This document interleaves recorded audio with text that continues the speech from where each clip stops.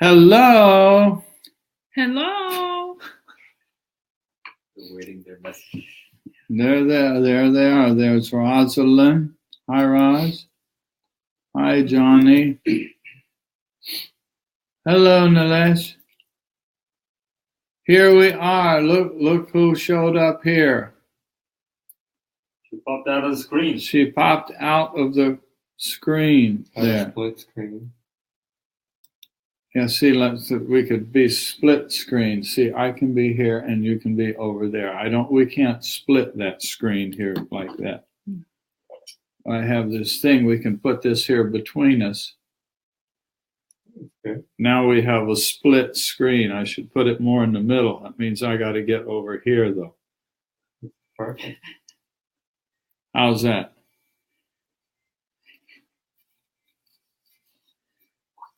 Yeah. So we got Joe over here. And we got Raj over and we there. got Raj. We have Raj down there on the floor over there.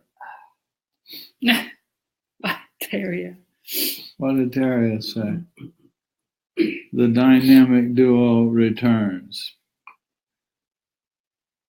+2. So we're 2 plus 2. The dynamic quattro. The dynamic Turia.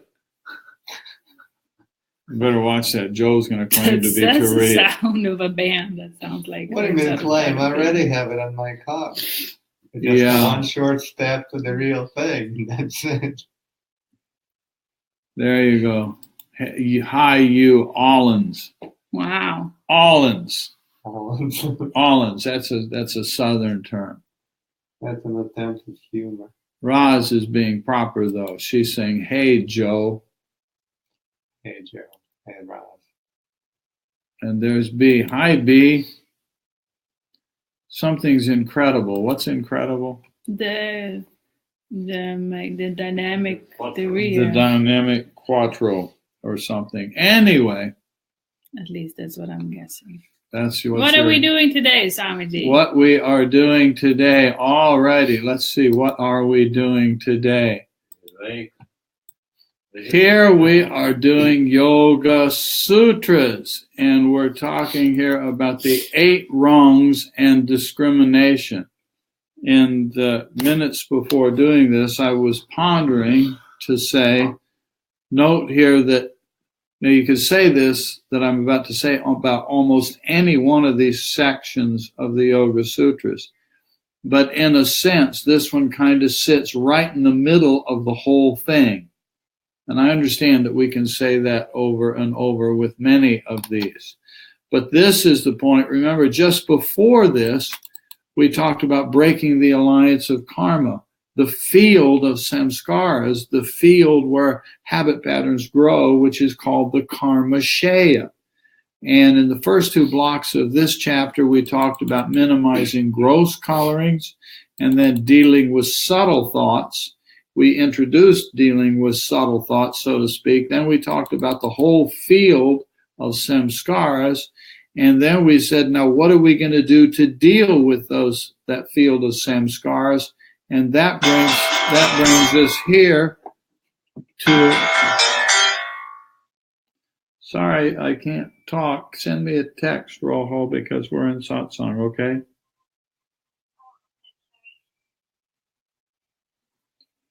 I think Rojo's trapped at an airport somewhere. Anyway, so here we're talking about the introduction. This is the point where the 8 rungs of yoga are introduced and the extremely, utterly important principle practice of Viveka. Atlanta. She's in Atlanta. Good. Still. Well, but she got out of here. She said she missed her plane. I said, how could she have missed her plane here? We got her here in plenty of time. But she missed her plane in Atlanta. She missed her connection in Atlanta. Mm-hmm. So she's sitting there in Atlanta airport.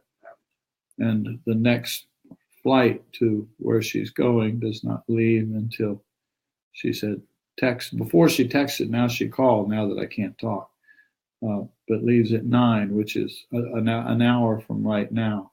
So anyway, So this is where we are introducing the 8 rungs of yoga and viveka, the process of discrimination.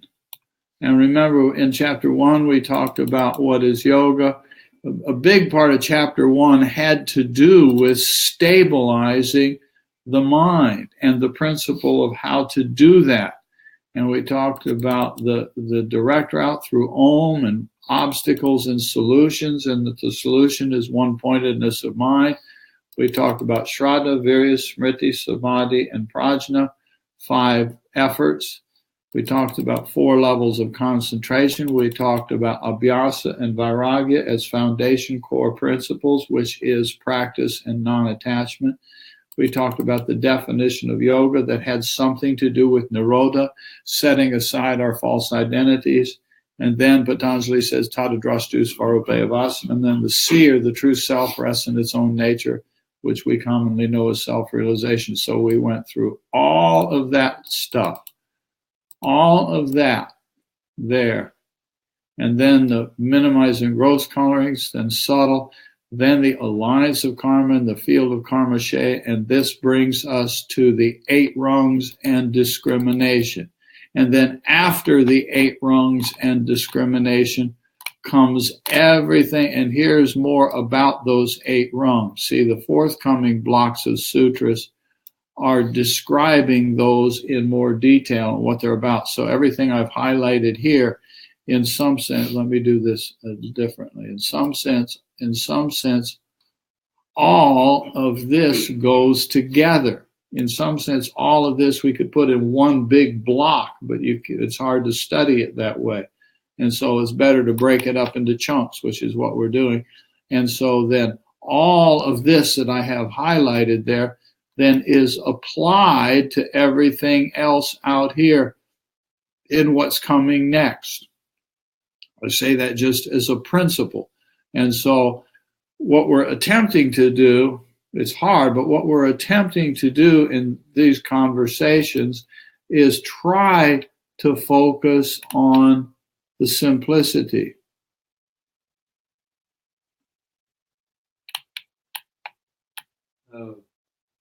Could you remove Violet's comment? It's in the, I see what you're saying. Yeah, okay.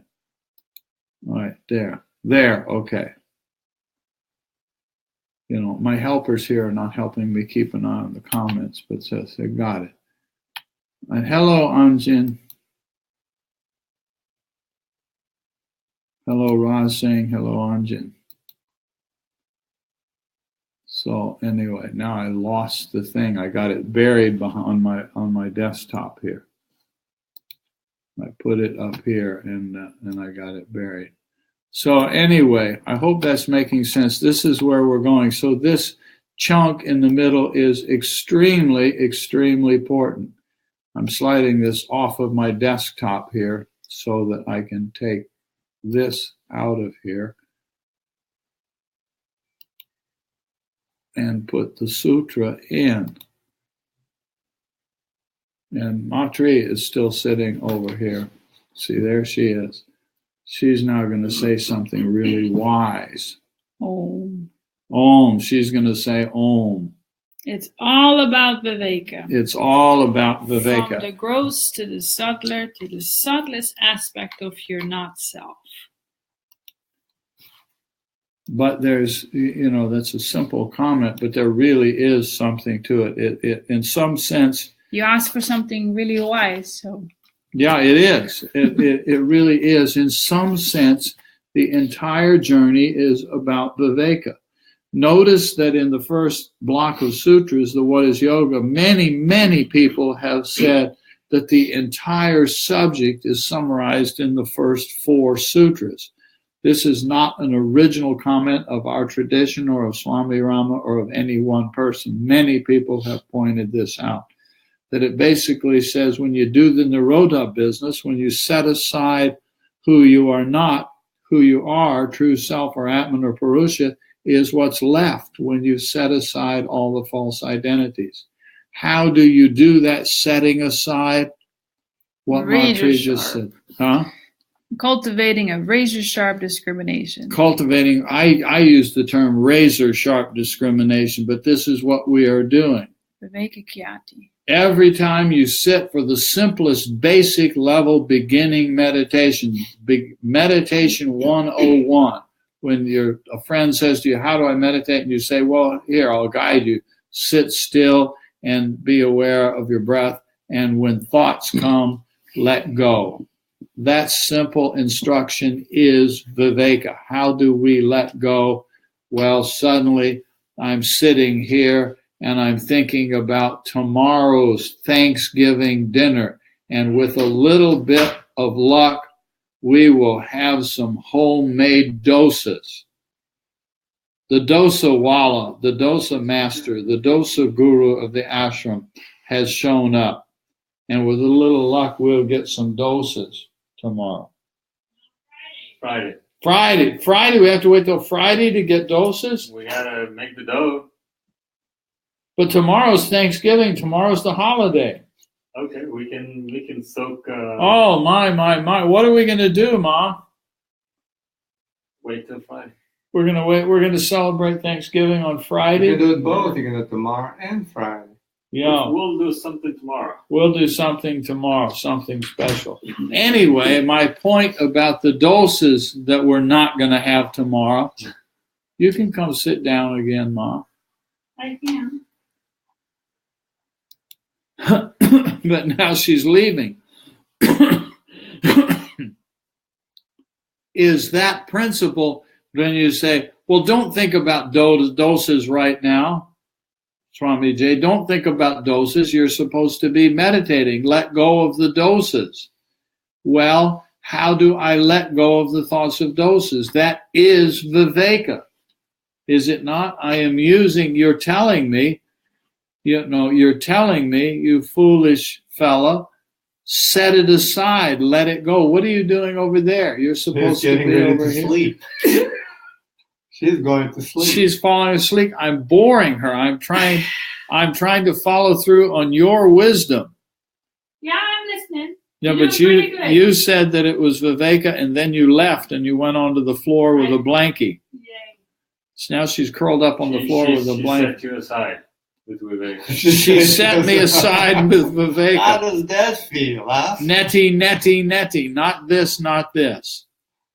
Anyway. I have an excuse. She's jet lagged. Stop lagging. But anyway, that's playful, but that's the simplicity of it. That is Viveka. Tomorrow. Maybe we can have chapatis. Yeah, like 4 packets of chapati flour. I don't know. We're having a little trouble with our imported chef. Yes. You'll send him back. No, let's not send him back. But then you won't get any of those anymore. Yeah, we won't get anything. That clear buddhi, we know. Don't do that. Don't be impulsive, compulsive. Anyway, there's the principle. It is as simple as talking about, beginning level meditation, go in the meditation room, I'm going to sit there and meditate, and I start thinking about doses for Thanksgiving holiday. And all of you, as my teacher and coach and guys, said, no, Swamiji, no, let it go. What's the instrument by which I let it go? It is Viveka. You say to me, see, that's not useful. Right now you're trying to meditate and be in samadhi. You're not trying to daydream about doses. Off he goes. Dosas. Stay here with us, Sardi.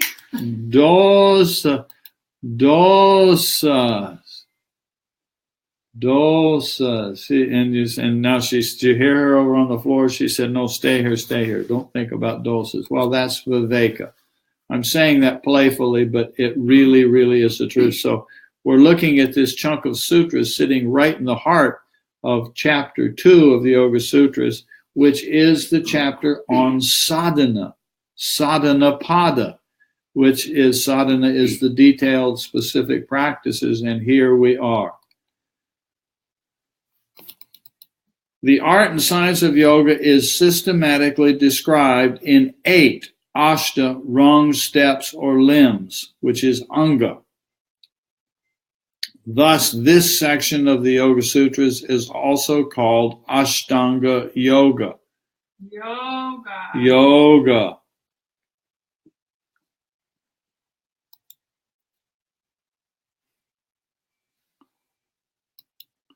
The 8 rungs of yoga are summarized in Sutra 29. They're just itemized there and explained in the next section where we are not going tonight. Subsequent sutras further describe the benefits and methods of working with those 8 rungs. The links below will take you directly to the descriptions of each. Remember, we're looking at the stuff on the website, and this is designed so when somebody looks here and they want to know about this, it's easy to pop over and take a look at it. I think somebody just typed something. So what would you say, Viveka, is the tool of buddhi, or does it come from an even deeper knowing? It basically is one and the same with buddhi. Buddhi is that aspect of antakarana which knows, decides, judges, and discerns or discriminates between this and that. So we use buddhi, we cultivate buddhi over and over and over. We talk about the importance of cultivating buddhi. So we can, it's part of karma yoga, the yoga of living in the world, yoga in action, of doing our actions in the world, making good decisions. Matri is sticking her finger up. She's going to make a profound comment.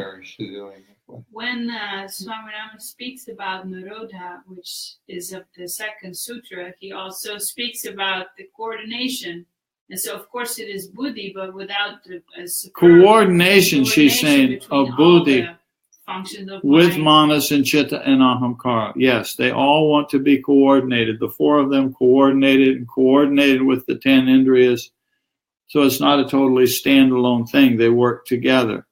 But yes, in terms of your observation, Terry, yes, it's buddhi. It's buddhi. And remember that buddhi functions in terms of sattvas, rajas, and tamas, the gunas, as well. So if we're making only a tamasic level of decision, buddhi is there, but it's not a very subtle, profoundly deep level of It becomes buddhi. more and more sattvic. It becomes more and more sattvic, and more subtler and subtle subtler and subtler and subtler and finer. Yes, good word. But yes, nail on the head, right on target, Terry. That's what we're talking about. And it when it gets subtler, when we are doing, for example, in chapter 3, one of the suggested objects of samadhi is, so to speak, meditation on each of the senses. So when you meditate on the sense of sight, the viveka that comes is that the truth I am looking for,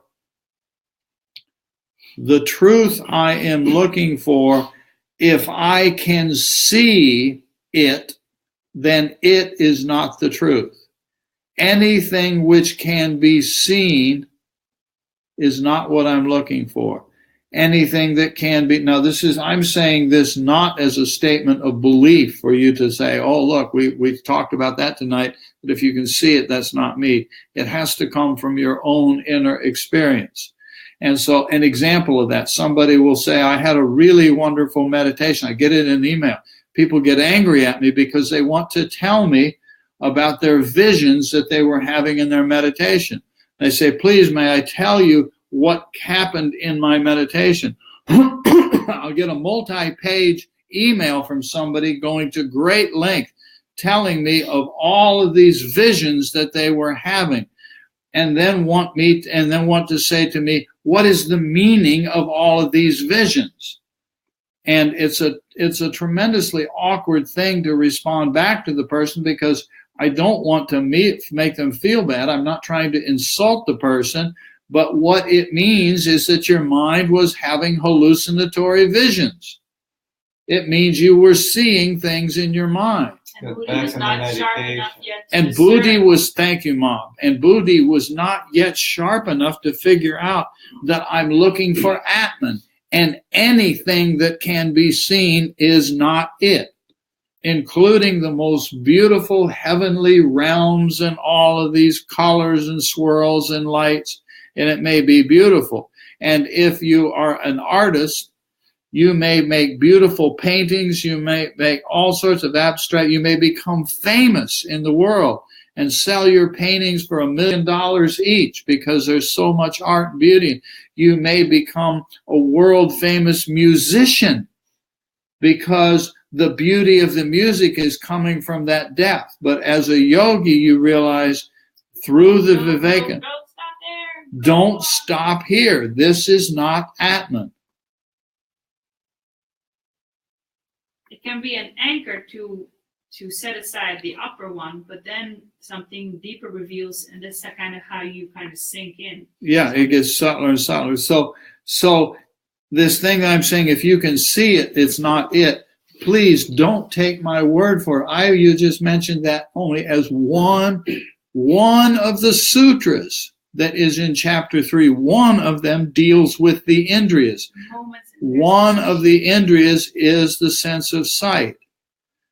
I can vaguely remember, 30 years ago having a meditation that just went deep enough that the thing that I was meditating on was the senses. And I suddenly realized anything that can be seen is not it. And another time, what happened was anything that is constructed of any part of earth or water or fire or air or space, any one of those 5 things, if it's made of that, it's not the Atman that I'm looking for. I think the ego is desperately trying to hang on. And the ego is desperately trying to hang on. The ego is, thank you, Joe, the ego is desperately wanting external validation that says, let me send an email describing all of my visions so that my great guru will write me back and say, oh, my child, how fabulous this is that you are having these visions. But even in meditation, the ego is trying to... The ego is trying to say, look at me. Yeah. And this is why we start from the beginning, talking about manas, chitta, ahamkara, and buddhi. There's ahamkara that wants to say me. So we keep talking about these core principles, but they work together so that as we go to the subtler aspects of our own inner exploration, we will figure it out for ourselves. And then occasionally I'll get that other email from somebody that will tell me I've been having all this sort of stuff, and I've come to the conclusion that this is all a waste of time and that it's not what I'm looking for. Now, can you please tell me, am I on track? Or is there some great value to this? I've had that happen occasionally, not very often. And that's one that just brings a smile. It's a smile. Yes, absolutely. You're right on track. Keep going. Because you're on track. Anyway, this is how this stuff works. The links below take you directly to the descriptions. And so we look at each one of these. We practice them. Now notice when we're going through these sutras together, we're trying to get a practical, down-to-earth, working understanding of these principles. And so to do that, we have to have conversation. So I end up telling you stories like this did about jumping over to chapter 3 and meditating on the indriyas. You jumped over it? All of these other sutras in front of us. Anyway, it's just saying this is what we're doing. We're trying to hit the overviews. And I want you to have a feel for this. And so anyway, here are the 8 rungs enumerated. The reason for practicing the 8 rungs outlined in 29 is to develop attention as the tool for discriminative knowledge, which is the means to discriminative enlightenment and liberation. It means using the razor sharp attention which is in here in these sutras in chapter 3. Samyama is the finer tool, which means dharana, dhyana, and samadhi. These three taken together in another sutra, we'll see that's called, for convenience sake, samyama.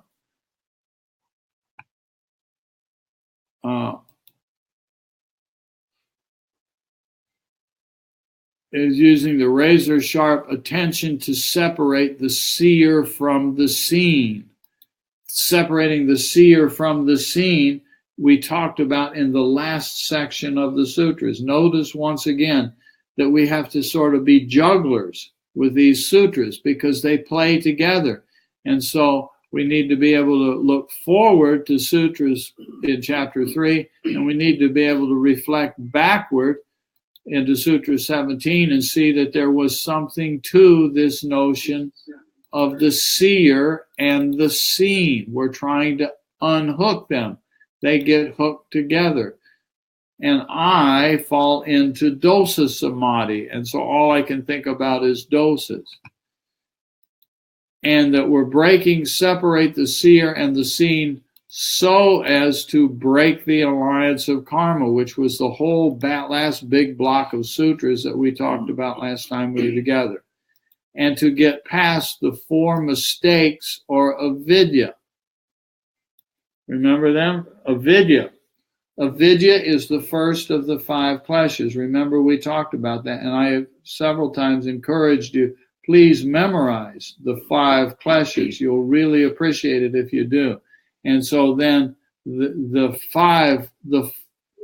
first klesha is avidya, and it has 4, and it Patanjali outlines 4 kinds of avidya.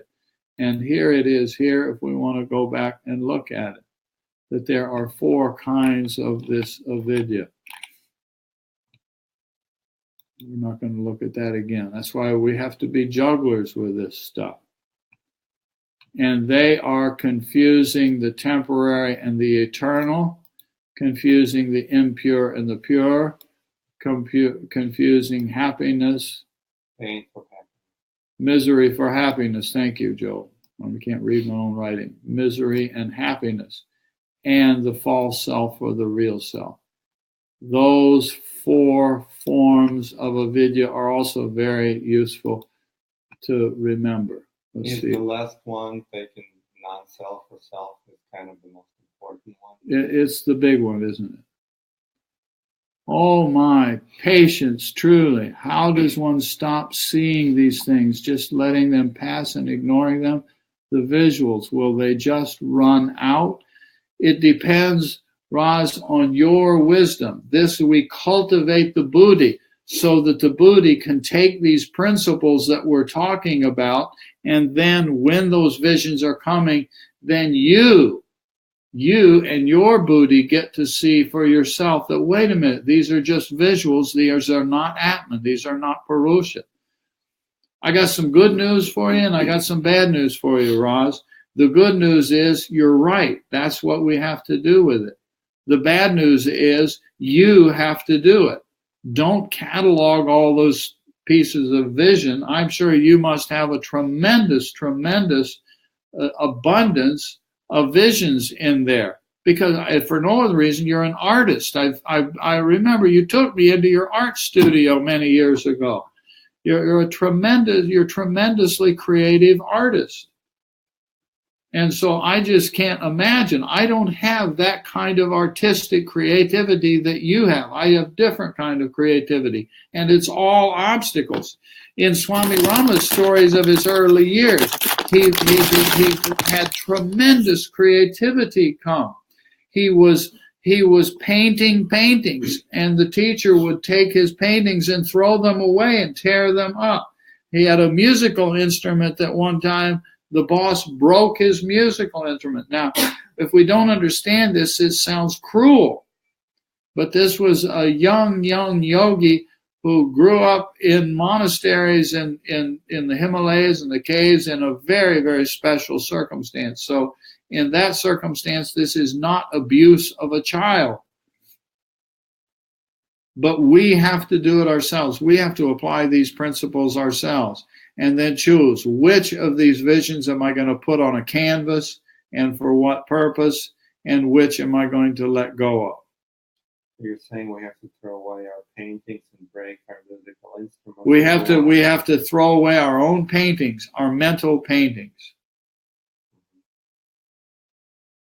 You know, and I say throw them away. Of course, what it means is to be very, very clear, increasingly clear about which do I produce and which do I let go of, and who is it serving. So if I have this creativity thing going on and it's serving of some aspect of humanity or the people in my family who I love, you know, then do it. But don't let it disturb the meditation. Don't confuse it with your own self. Yes, thank you, Joe. And don't confuse it with Atman, your own self, because it's just not. Painter, or it's my painting. Because then we look at that ahankara, look at that ego, how quick it is to want to say, wow, look at me, at how creative I am. What a jerk I am, because it's not good enough. Because it's not good enough, therefore I'm a jerk. So we do all of that stuff. And Roseanne snuck in. Hi, Roseanne. I want to go back to what Roz said here. Right, it must be firm, right, and enjoy them. I do. It's irritating and so incredible, but it's not what I am. Therefore, discriminating is saying, no, not this. Yes, Roz, that's exactly right.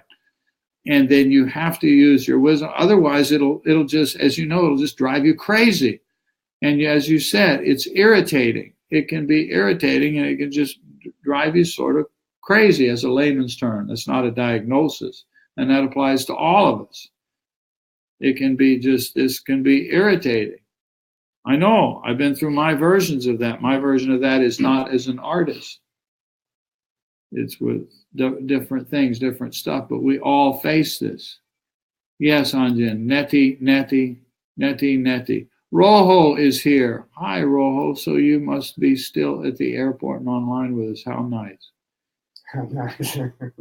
It is endless. Thank you for saying that, Roz. No, it is not endless. It is not endless. That's the beauty of it. This is the shortcut comment here is Tata Drastus Svarupe Avastana. That's Sutra 3 of the Yoga Sutra. Yogas Chitta Vritti Nirodha, which seems like it's endless. But eventually, Tata Drastu. Drastu is the seer, the capital S seer, the self, the Atman, the Purusha. Then the Purusha stands alone in its own true nature and that self-realization. It seems endless, but gradually it slows down. It slows down and it slows down. But, believe it or not, before it slows down, it speeds up. You probably already know that. Before it slows down, it speeds up. And that creativity of the mind can be just racing fast. Just incredible, tremendous amounts of insight, if it's knowledge coming, or creativity in the form of art, if it's that kind of visual art, or music. There's no end. If it's music, there's no end to the music that you can create. Look at the Yanni, who has tried to describe this. It just keeps pouring out. But if we have the viveka that we're talking about in this section, if we have the viveka and we understand that eventually what we're trying to experience is the liberation called kaivalya, to be free from all this, then it will happen. It seems endless. It absolutely seems endless, but it's not. Don't take my word for it. And I understand that it seems endless. Hi, Walter. This is why it is so fascinating that concentrating on the fields where these come from seems to be a remedy for this. Yes, it's very, very fascinating. We want, Harriet, we want to see this field of samskaras. Now, I say we want to do that. That's the yogi in us, because we understand that's what I need to do. But do we actually want to see it? Hell no, we don't want to see that field of samskaras. Because if I see that, I will come to see that it's all a phantom, that I have constructed me as a complete constellation of false identity, and none of this crap is me, and none of the beauty is me. I may say I'm Roz, and I think, wow, I am a tremendous artist. And it may be true in some sense, in the worldly out here sense of the waking state of consciousness. It may be true that I, compared to my fellow peers and my students in college, I am a profoundly good artist. It may be a true statement. But in relation to self-realization and the depths of what we're talking about, we realize no, no, no.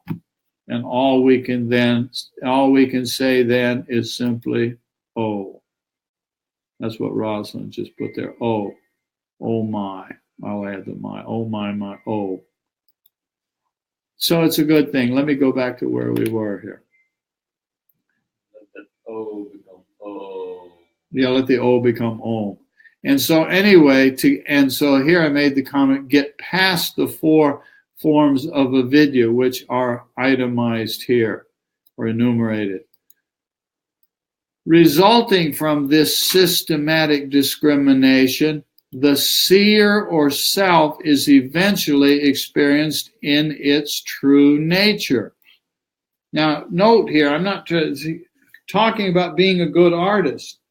The words, the sentence structure of this stuff that we're looking at here, here's my version of artistry, Roz and everybody. What we're looking at here is Swami Jay's version of artistry. When Swami Rama says the teachings must be put in as simple of terms as possible, years ago he said that. I thought, and I use that as a core principle of what he's trying to do, ask me to do. And he asked me to start helping people with this stuff. I thought, how the hell do I do this? Well, I'm not claiming to be a great artist, but this is my form of artistry. So every one of these paragraphs that you look at like this, I spent many, many, many, many hours, one sentence at a time, trying to find a way to use simple language to link together concepts. And somebody had described to me internet and the existence of hyperlinks. So I started envisioning, wow, I can write stuff and I can put a hyperlink in there. And somebody explained this to me before I'd ever seen internet, never seen a website. Somebody was explaining it, and I had this concept here. So here the seer and the self is eventually experienced in its true nature. Now, I said this very thing to you a few minutes ago, but the fact that I'm saying it is useless, because when we sit around and we have satsang like this, we all know that later on you forget that conversation. But the principle here is what I put here. There's the hyperlink. So somebody explained hyperlinks to me. So the self is eventually experienced in its true nature. Well, what the hell is he talking about here? I'm just reading a web page. Well, I put a hyperlink there. It will take you there. And as soon as you look at it, you say, oh, wait a minute. He just told me that a few minutes ago. It's Sutra number 3. There it is. Remember, I said it. Tata drastu svarupeya vastanam. So linking these sutras together in this kind of way, I'm saying this as if I'm talking to Roz because she's the artist, but we all have our own version of this kind of creativity. This that we're looking at here, that we're going through now, is my version of creativity. And I can tell you that I went through many, many hours of putting this together, and at the same time being aware, don't waste your time trying to structure paragraphs and sentences to explain this stuff is a waste of time, because I know that almost nobody is going to read it. Almost nobody is going to dive into this stuff. What page is this on? This is on swamij.com. What page is it on? In the manual. It's in yoga-sutras, swamij.com/yoga sutras.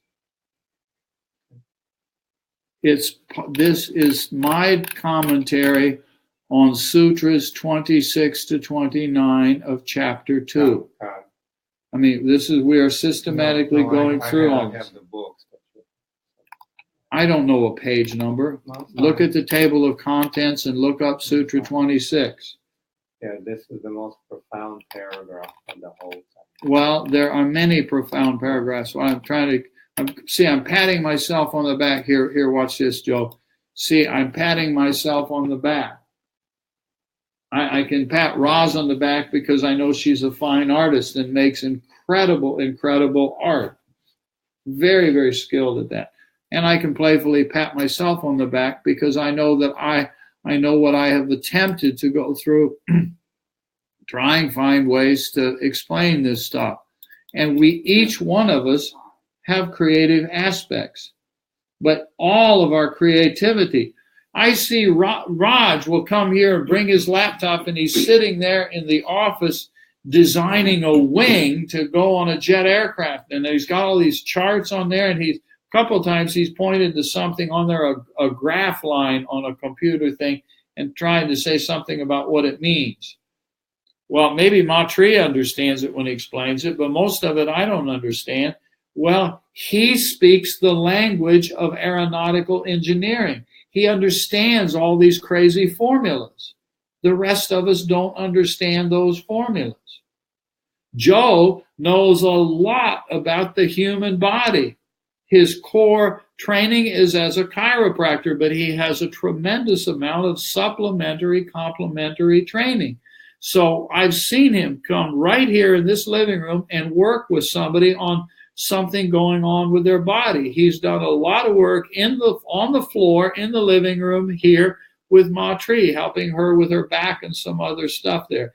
He is at least as good at that. He's good at that. I'm pretty good at this. And Roz is a tremendous fine artist. I've been in her studio. We start a business together. He'll get us flying around. And Raj is going to be. We're all going to be flying around in Raj's airplane. So we have incredible minds out here. Most of us in these satsangs have incredible skills and incredible minds. It just applies in a particular arena. And so we're trying to use that skill and direct it towards our yoga practices and use the buddhi to do the viveka.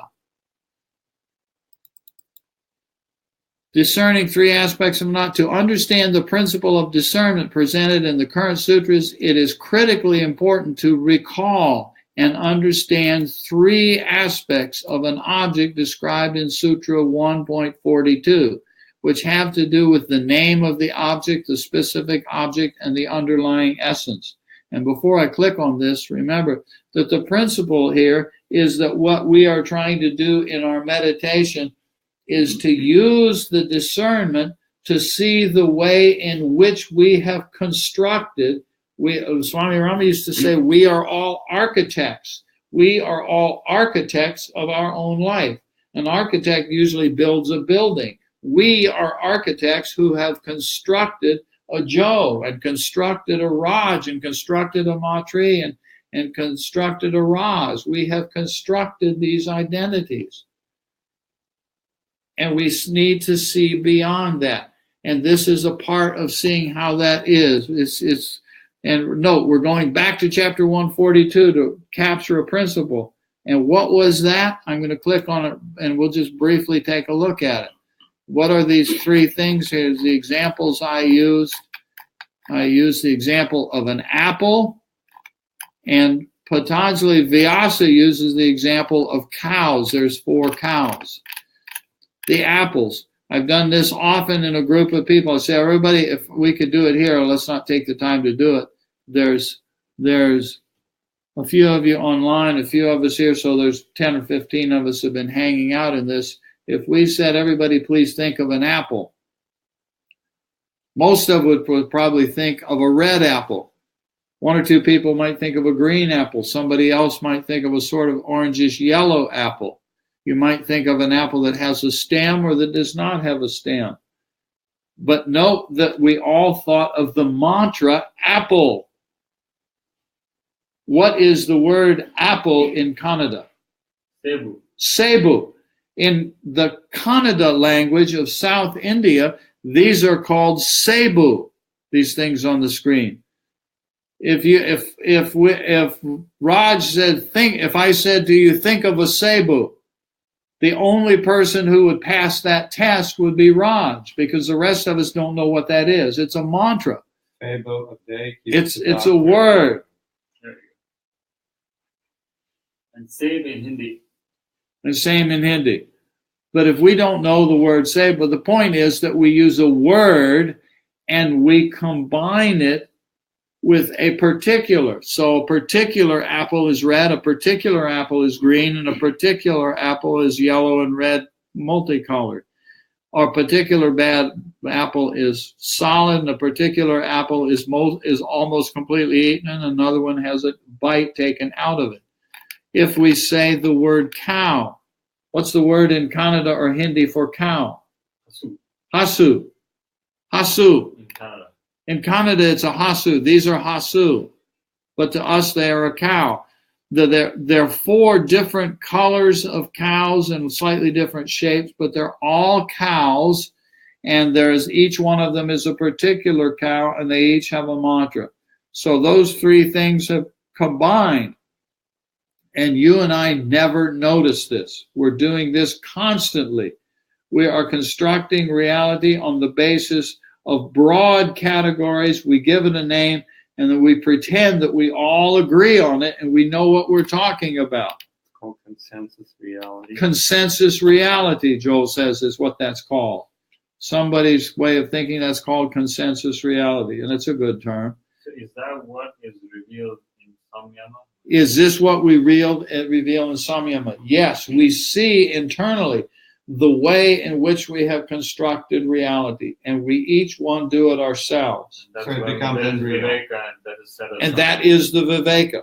You see the unreality of it? We see the unreality. Now, I as a yogi, and Raj as an aeronautical engineer, and Joe as a chiropractor doctor, we cannot sit down with Raj and tell her how to do this with art and with fantasies in her mind.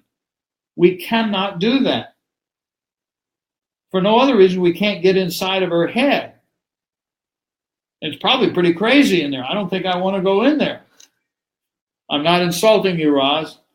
It's a compliment. It's a compliment. Kind of. So we all have to do this ourselves.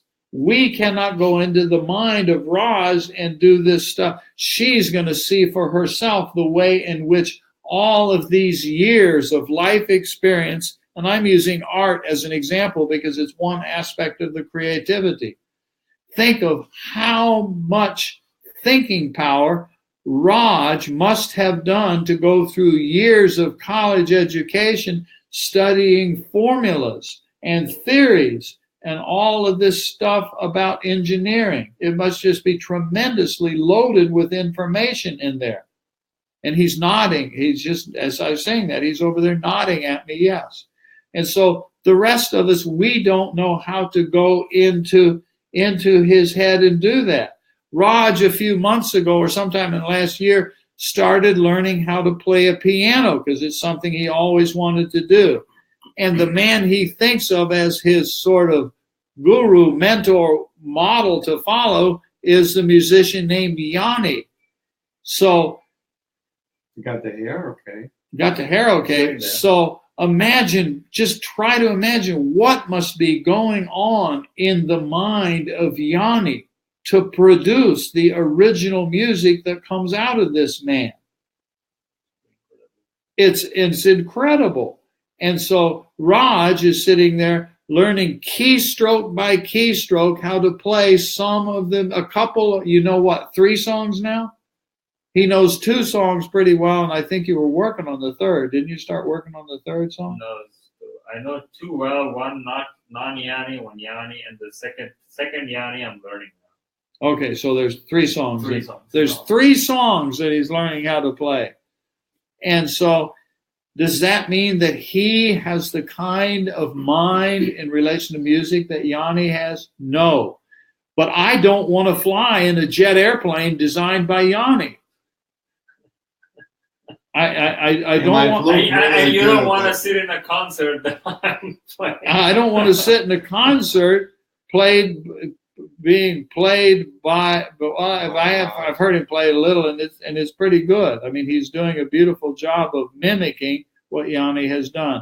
Again, I'm just saying that we each one form our reality in the way Vyasa, who is the major commentator on the Yoga Sutras and is also accredited as being the author of the Mahabharata and the Bhagavad Gita. Vyasa is a lineage. But anyway, so Vyasa's commentary on this sutra is the one that points out the comparison to cows.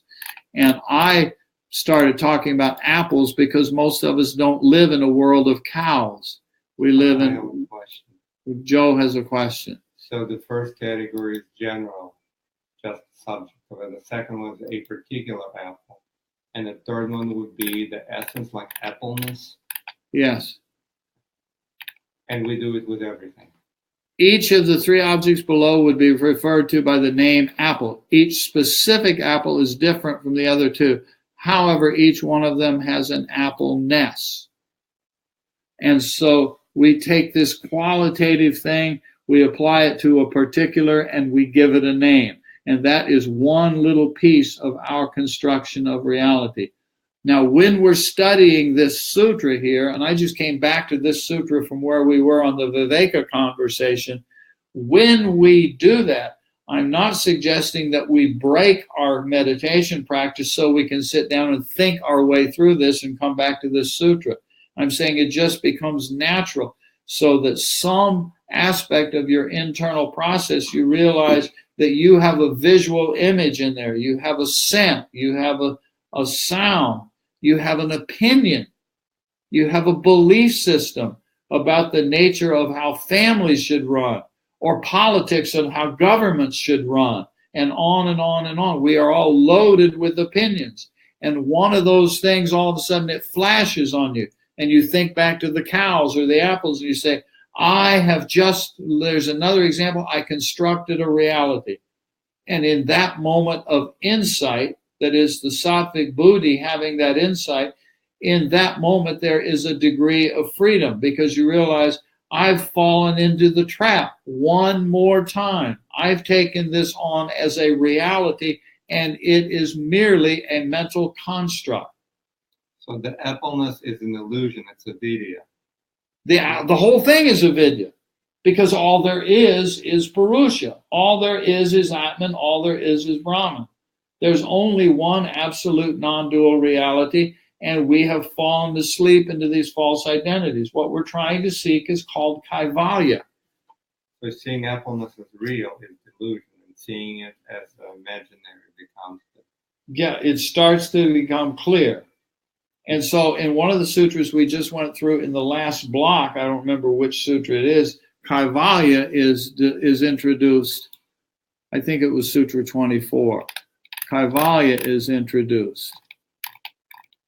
And then the last sutra of chapter 3 is the word kaivalya, and the last sutra of chapter 4, the last sutra of the Yoga Sutras, has kaivalya, which means Purusha is now standing alone, completely separate from all of these fabricated realities. Remember the Swami Rama comment, we are the architects of our lives. We have constructed a reality. We are an architect, and we have constructed this reality. You think you're a Joe, he thinks he's a Raj. Silly me, I think I'm a Swami J.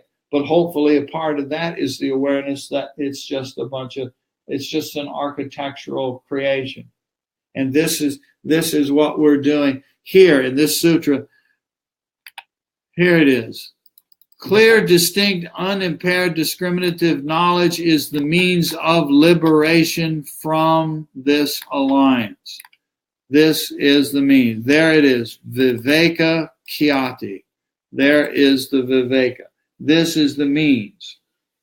And I just dragged you through this introduction here. Remember, the way I've laid these sections out is I put the whole thing up at the beginning, and then we go through a sutra at a time.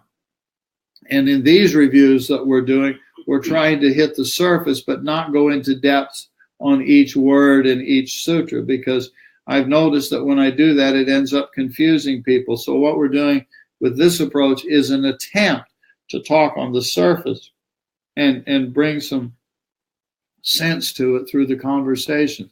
And thank you all for participating in that.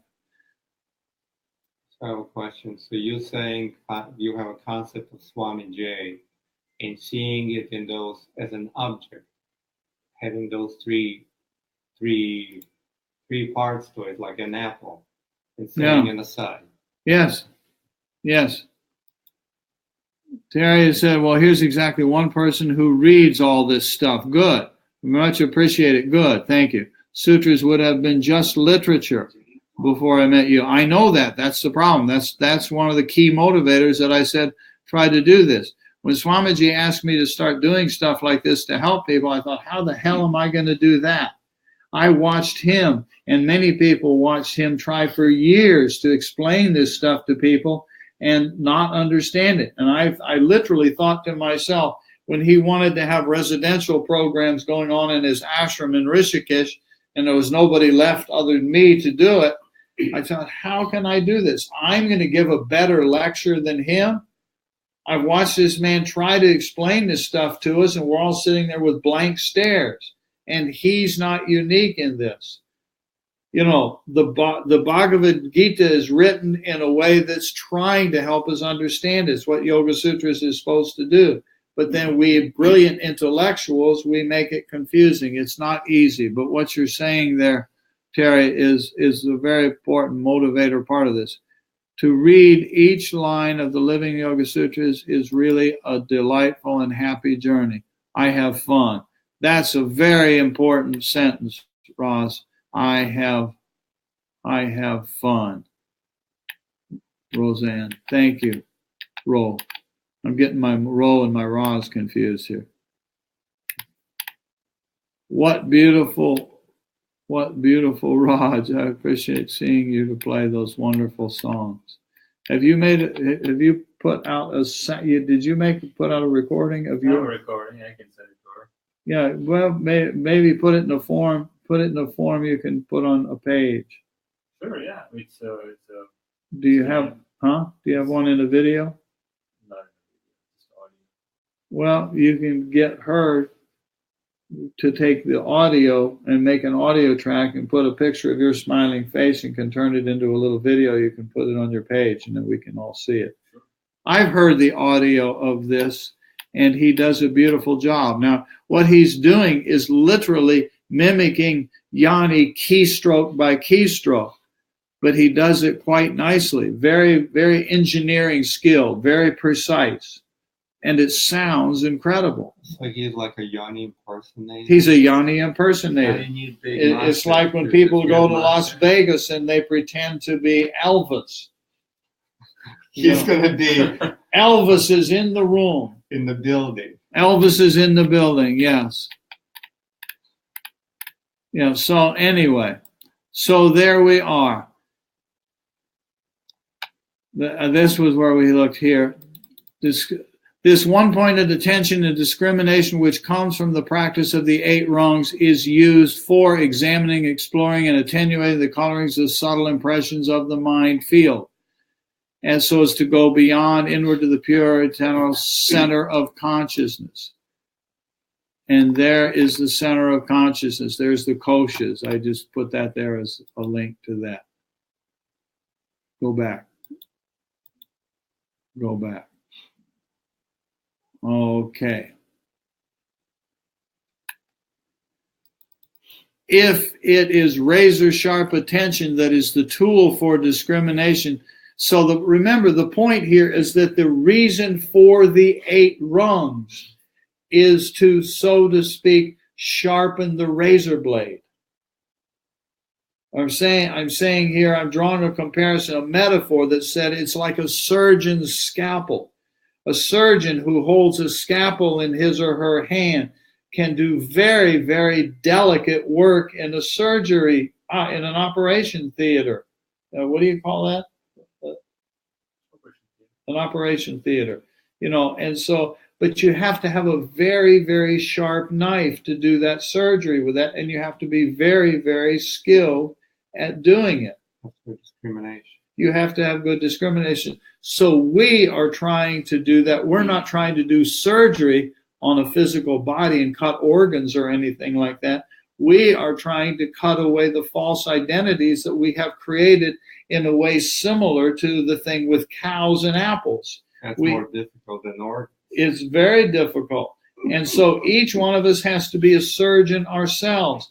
We have been architects and we have constructed these identities, and now we have to train ourselves to run the knife to remove the obstacles. And that hurts. If it is razor sharp attention that is the tool, then the first 5 rungs of the Yoga Sutras, which are honing the edge of that razor. So rungs 1 through 5 are sharpening the blade. It's just a way of saying it.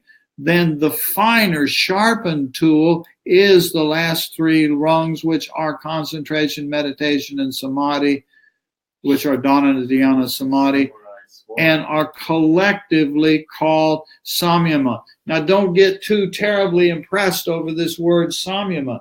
It's just a convenient term.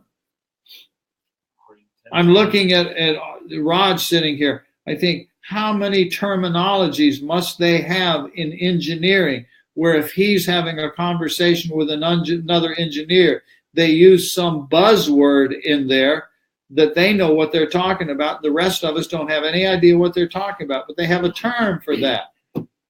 If Joe is sitting here talking to another doctor about some part of the physiology or anatomy of the human being, they're talking about, he can sit with Rojo and they can have a conversation about body parts. I don't have any idea what they're talking about.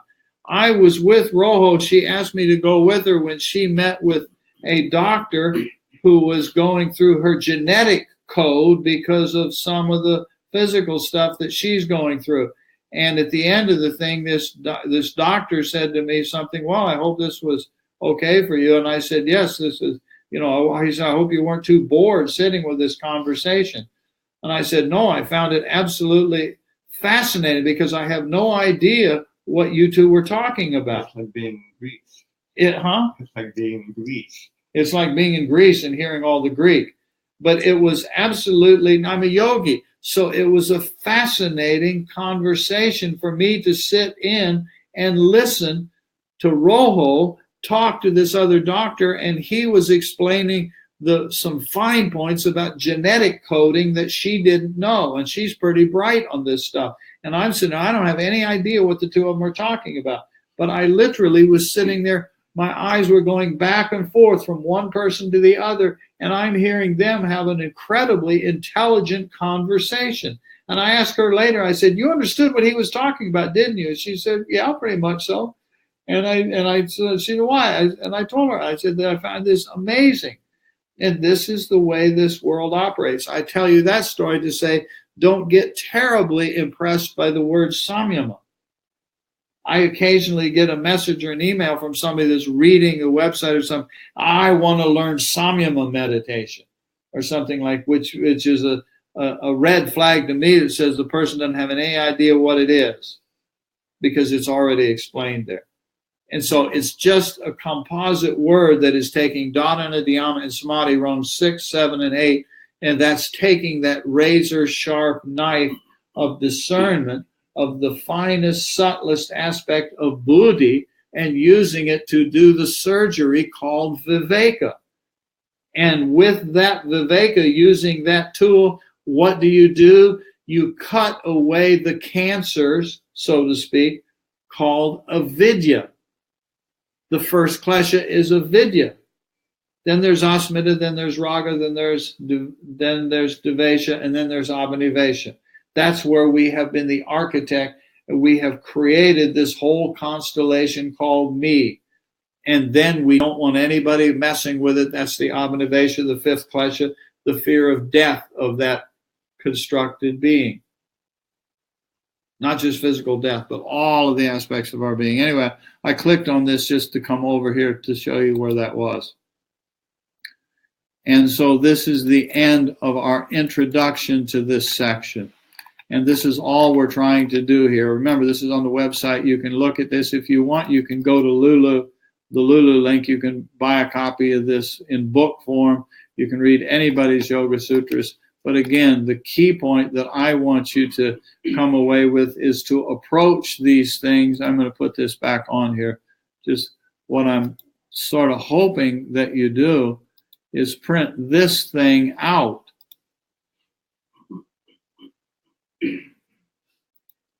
Print this thing out and use it as a tool to dive down. Be a researcher, be an explorer. Dive down into these sections and get or improve your working knowledge of that. So when you dive down into this section we're looking at today, what my wish for you is not that you've memorized everything that I've said in here. We haven't even gone through all the sutras. It's not needed here. There's the 8 rungs. But my wish for you is that you say, you know, I have a reasonable working knowledge of that these 8 rungs of yoga are there for discrimination or discernment, which is called viveka. And I'm going to use that viveka. My instrument is called buddhi, and I'm going to carve away all the forms of avidya that has allowed me to fall asleep into thinking that who I am is an artist named Raj, or an engineer named Raj, or a doctor named Joe. He's looking around now. He's looking for who he is. Joe is over there. Can't figure out who it is. Anyway, that's what I want you to understand out of this block of sutras here. And then all those other blocks of sutra before that, those are leading up to this. The section before had to do with the karmashaya, the field. I think of a farmer's field that has some nice veggies growing in it, but it has a whole bunch of weeds growing in it too. It's the karmashaya. It's the field of vegetables and flowers and weeds. I have a question. Joe has a question. What else is new? So discrimination can be applied to any part of this 8 rungs of yoga.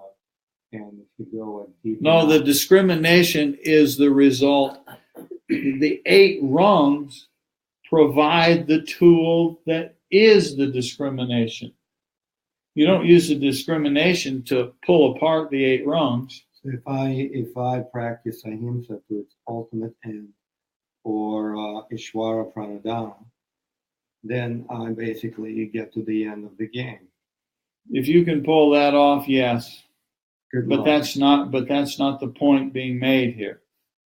The point being made about why to practice ahimsa is if we don't have a foundation of ahimsa, you don't have a chance in hell of using the tool called samyama.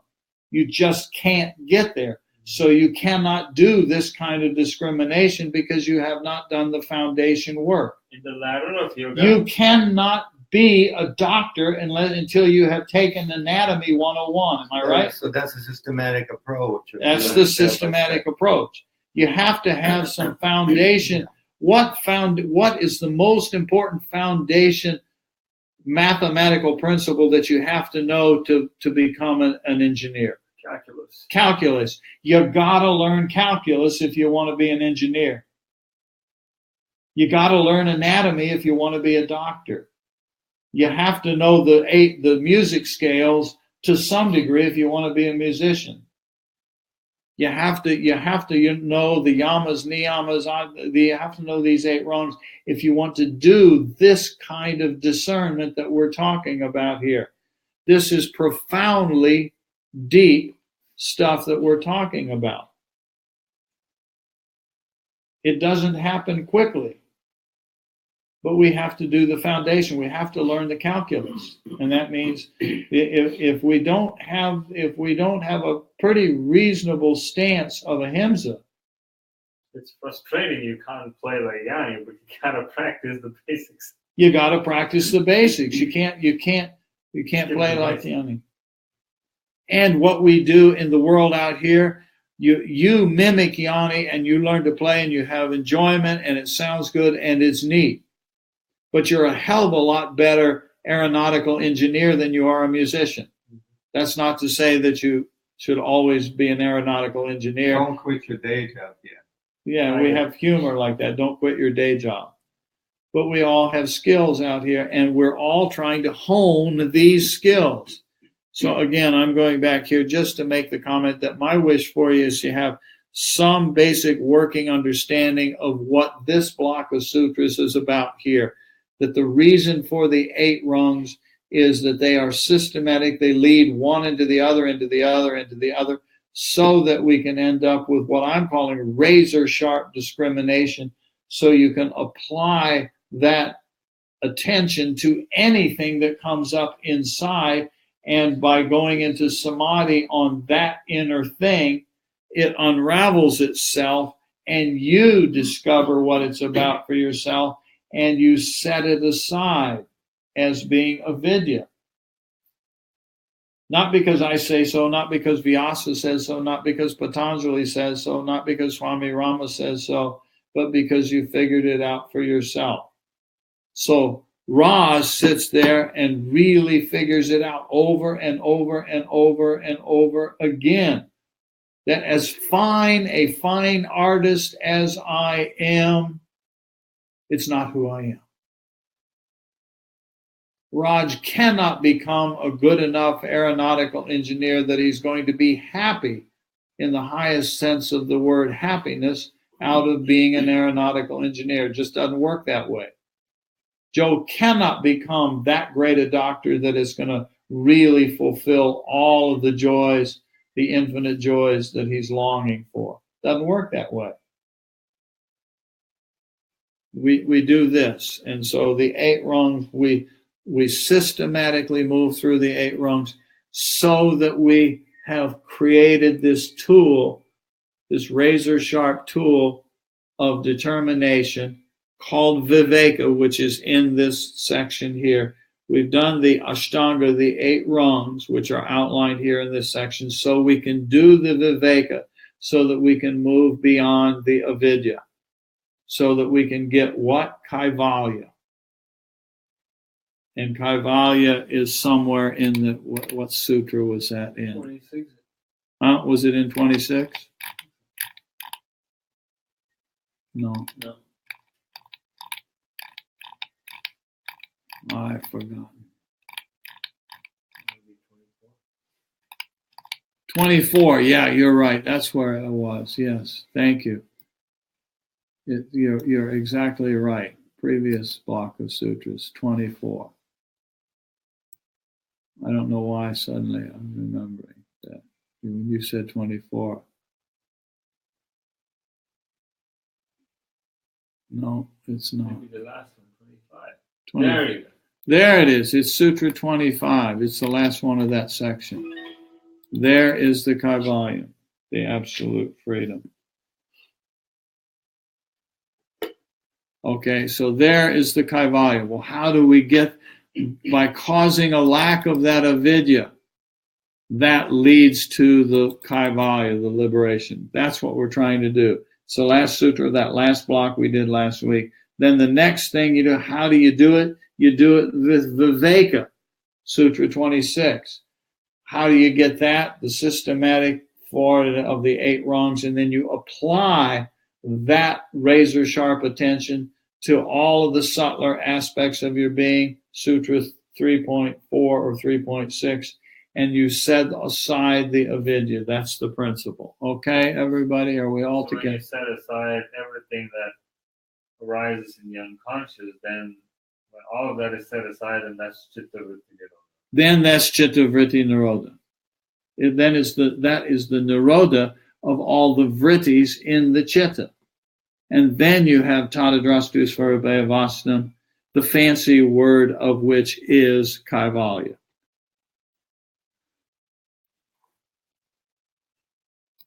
Okay, and just for the fun of it,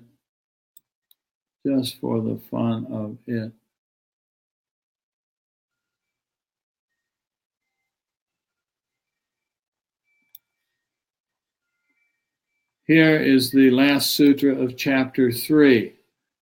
There it is again, Kaivalya, the last sutra of chapter 3, 3.56.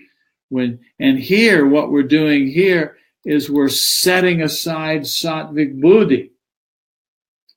Because even sattvic buddhi is part of the constructed reality. It's part of the architecture that built me. And it too is not Purusha. See that? It's not Purusha. So it's the final thing that has to be let go of. So this tool of sattvic buddhi that we spent years cultivating, in the final analysis, we must let go of that. Because it too is a false identity. And that only the sattvic buddhi can realize that I am not that. Only the sattvic buddhi can realize I'm not that, and then it finally does Ishvara Pranadhana. It finally surrenders and does the final letting go, and then comes the Kaivalya. What we call in Japanese harikiri. And then one more here just for the fun of it. There's one more. Yeah, but now I can't find the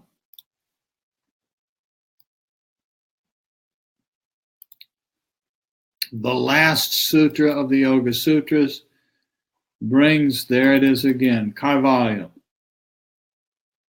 When all of the gunas, even we've gone back all the way to everything's constructed of sattvas, rajas, and tamas, the three gunas.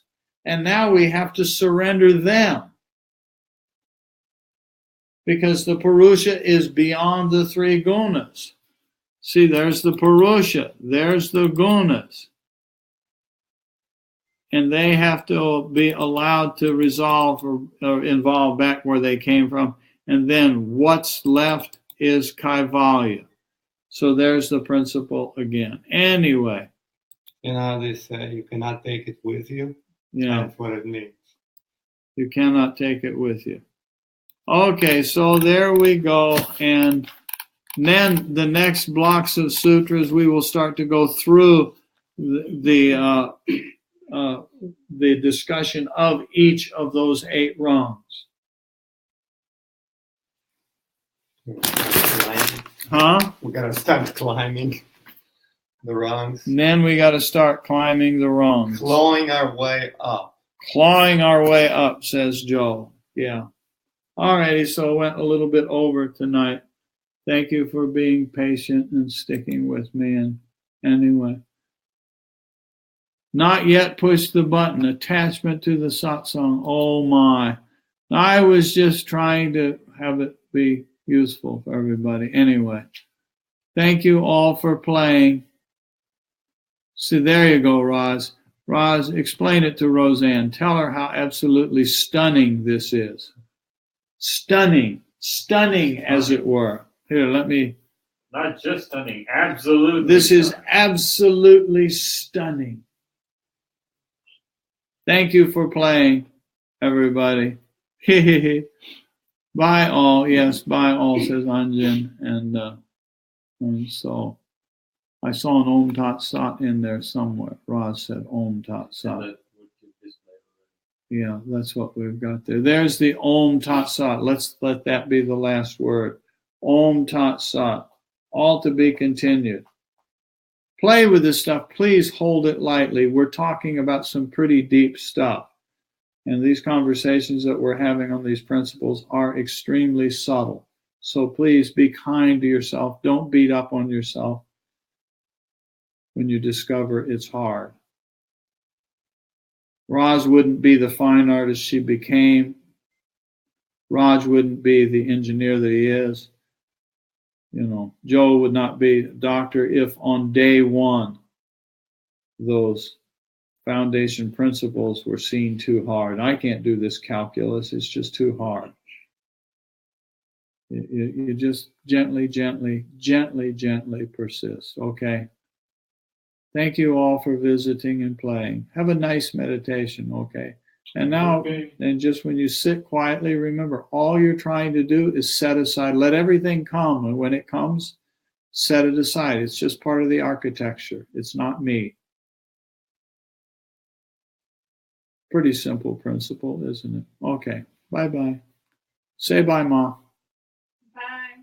Ma says bye from the floor under her blanket. From deep unconscious.